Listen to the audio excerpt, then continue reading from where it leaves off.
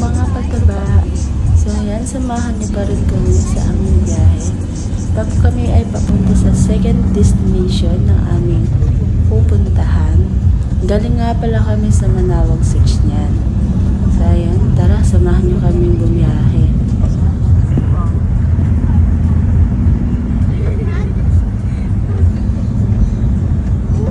Matarik-tarik ito ah. Masin Road.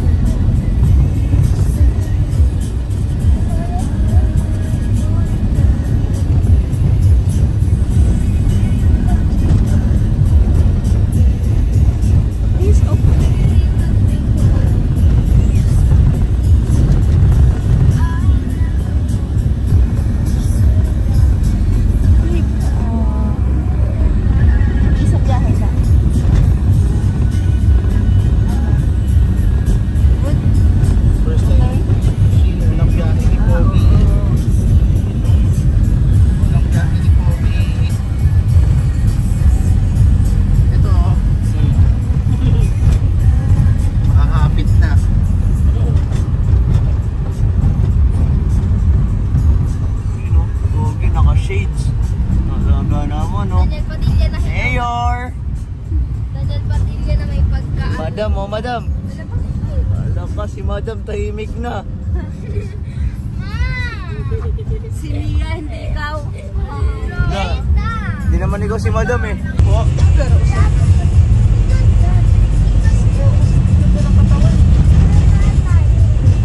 Dati sa amin yun sir, sa Palawan School. Totoo po yan? Ha? Totoo yan. Ako. Yung pabangkin ko po na nakuha. Ano siya? Sila yung lahat na parang... Kasi punerarya po malapit doon. Oo, di ba po scam yun? Ininegosyo nila, sinasadya nila. Hindi nila hawa.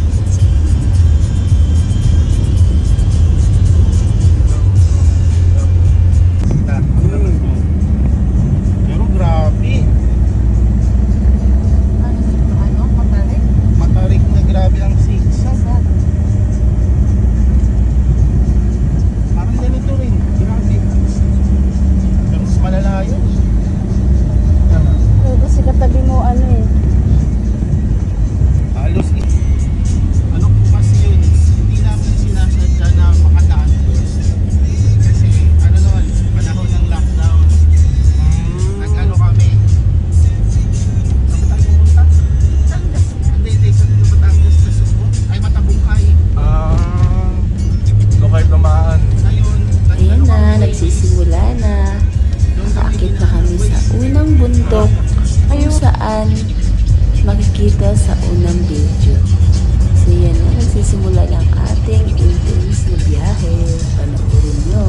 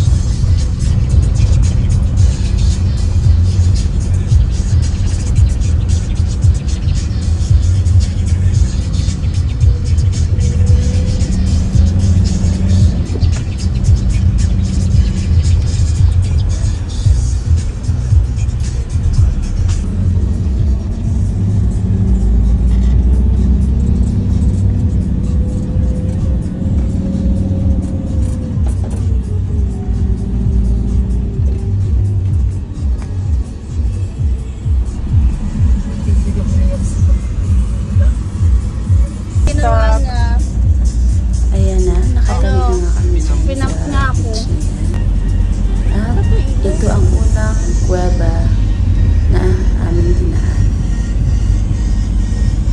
Akala ko isa lang. Paglabas namin, pag-usog namin dyan ng onte, sabi ng driver namin, meron pa nga daw isa. So, ito na nga yun. Pag-usog pa namin dyan, Grabe yung daan. may isa pa kami dinaanan na kuweba. Buti na lang umaga kami nakadaan dyan kasi parang nakakatakot. So ito nga pala yung pangalawang kuweba na sinasabi ko. Para lagyan ng daan. Wala siya yatang ilaw paggabi dito kaya ingat-ingat pag dumadaan dito. At ito na rin yung nagsisimula na ang intense na biyahe. Sa picture nga pala yan, nag-stop over kami dyan kaya ayan, may video ng overlooking. Kasi kumain muna kami dyan. At nagtuloy na rin ulit kami sa aming biyahe. So nakikita niyo yan, di ba? Bangin yan. Yan ang aming dinadaanan papuntang Northern Blossom. So hindi lang kasi bukas yung pinto ng van dyan, pero makikita mo talagang bangin ang aming dinadaanan papunta doon. Pero okay lang kasi ini-enjoy namin yung biyahe. So, subaybayan nyo ang mga susunod na video.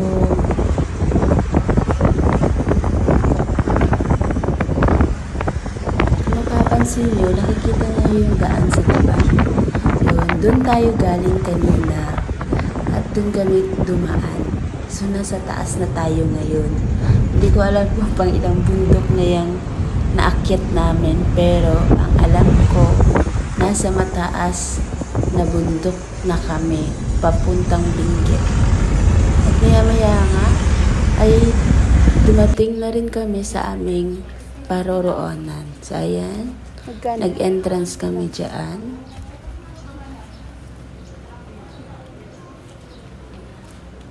Dito nagtanong sila Bingo eh. Kung saan yung ano ni Manong Ibe. Ay! Oo, ito yun oh. Asan na yung ano? Asan na yung si ate? Pinagtanungan yung ano, Bingo.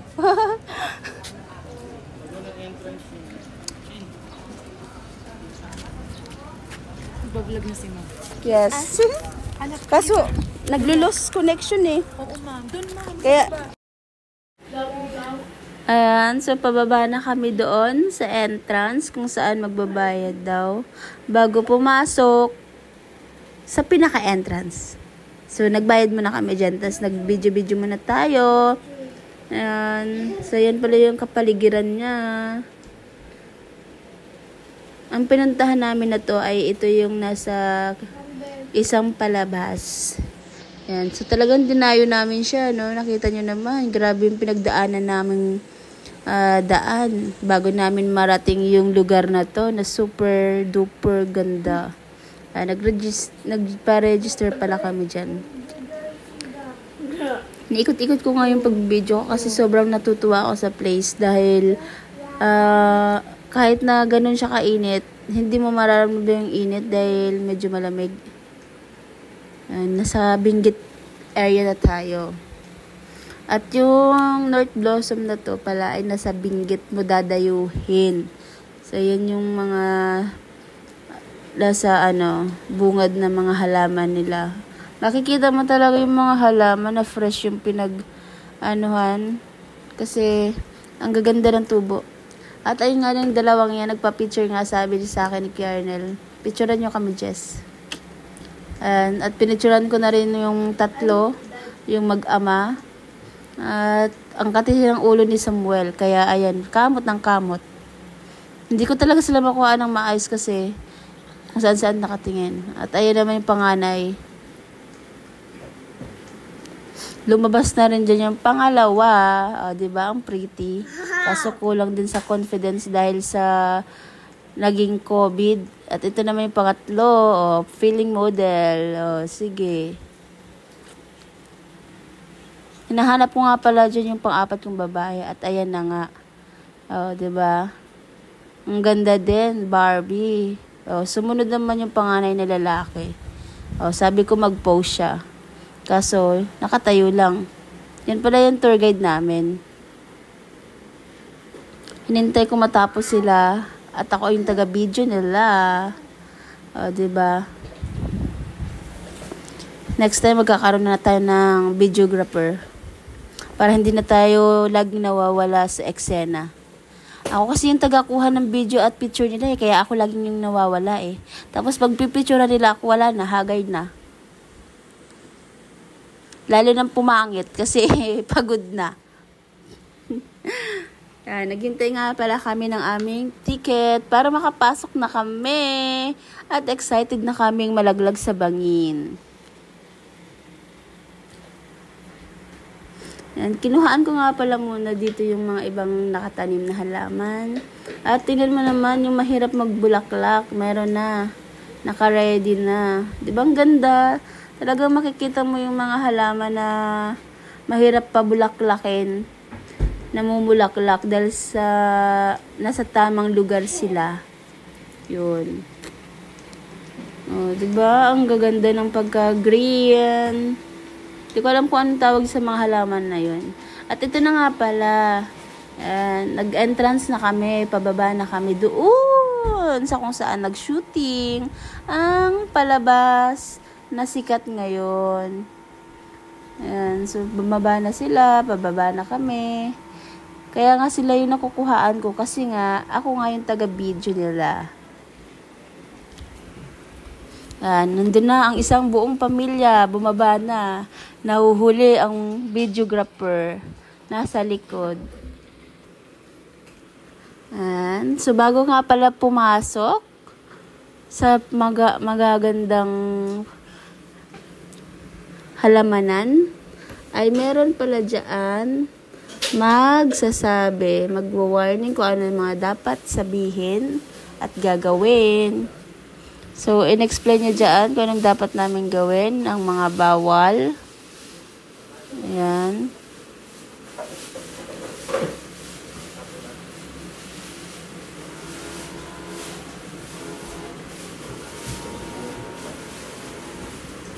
At nakababa na pala kami. Ayan na yung mga pagpasok namin, may ganyan kaagad na magagandang halaman, nakakawala ng pagod. Diba? Tuwang-tuwa sila, Yan talaga yung dinayo namin kasi bihira lang makarating sa lugar na to at bihira lang din makakita ng magagandang halaman.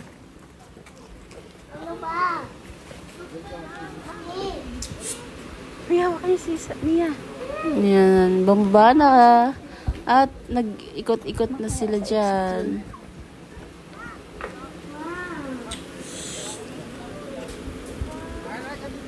Tama naman ang linis, di ba? tsaka ako talaga mahilig talaga sa mga halaman eh. Kaya nung nakita ko to, kahit pagod kami sa biyahe, kahit masakit sa puwet, sa layo ng biyahe. Pagdating namin dito, nakita ko kaagad tong ganito kagandang flower farm.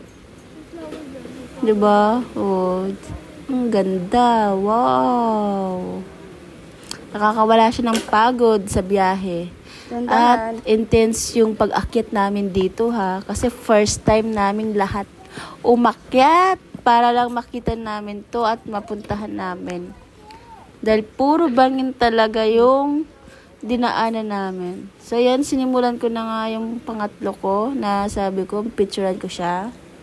Cheska, doon no? Shin! Dito sa panganay ko, sabi ko, pipicturean ko siya, ayaw naman. At buti na lang, meron dyan taga-picture. Doon, ayun yung view. So, nag-video-video muna sila. Tumayo na yung pangalawa ko. Ayun na, nag-smell. Smell na siya kasi sabi ko, picturean ko siya. Diba ang gaganda nila, no? Halika. Halika. Jean, ano? Yan, ikot-ikot muna. Kasi naghihintay kami dyan dahil magpapapicture nga din kami. Papicture tayo dun. So, nag-ikot-ikot muna kami. Upo tayo dun.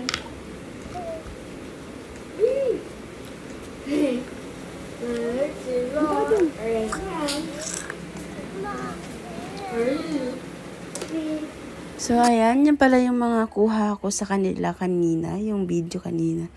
Yung mga kuha ko sa kanila. At dito na matatapos ang kwento ng biyahe namin papuntang pinicturean ko na nga pala sila dyan. Doon sa Benguet. So, ayan. Ayan. Yun diba, pala yung kuha ng picture ko kanina. Makakakita kayo ng binibidyohan ko. Hanapin niyo sila. Kuha ko sa kanila. Ito pa, maganda. Diba? Pretty. Ganda yung picture na bulaklak. At ito na nga, magpa-picture na kami doon sa bantay ng halaman. So, ang saya, diba? Buong pamilya, masaya. At worth it yung pagod. Yan na rin pala yung kuha ko doon. So, tuwang-tuwa naman silang lahat. Nag-picture kami ng kapatid ko. Oh, diba? Ang ganda. Nagpipiling maganda at payat. So, yan yung... Yan pala yung mga pangalan ng halaman. Kuha so, sa akin na... Sabi ng tourist guide namin, picturean niya daw ako dyan. Kaya, diba? At least kahit pa paano nakasingit tayo ng ilang picture. At nagmamaganda tayo dyan. At naman yung kuha ko. So, yan, pinicturean ko na rin yung bata. At ayan nga, yung mga gaganda naman nila, diba? And si Kuya Arnel, pinicturean ko na rin. At yung iba pang flowers. Diba ang gaganda talaga? Worth it talaga yung biyahe namin. No, dito mo lang sila makikita. Panoorin nyo yung mga flowers. Ang gaganda. At ibang flower. O yan, sabi niya, picturean ko daw siya na parang tumatay. At ang ganda naman ng pangalawa ko. Barbie talaga. Morena. Yun ang tunay na maganda. Morena. Ito naman yung pangalawa kong lalaki. Nagpapakute. Diba? Moreno din. Pogi. Unique ang kulay. So, ayan. Pati yung bunsong babae, nagpa-picture. Sabi niya, nakatalikod daw sila. Picturean ko daw sila. Diba? Nagpa-picture na sila. So, yun lang. Yan ang mga ebidensya na nakuha natin sa Northern Blossom. Hindi lahat kasi may bit-bit akong bata dyan. Babu.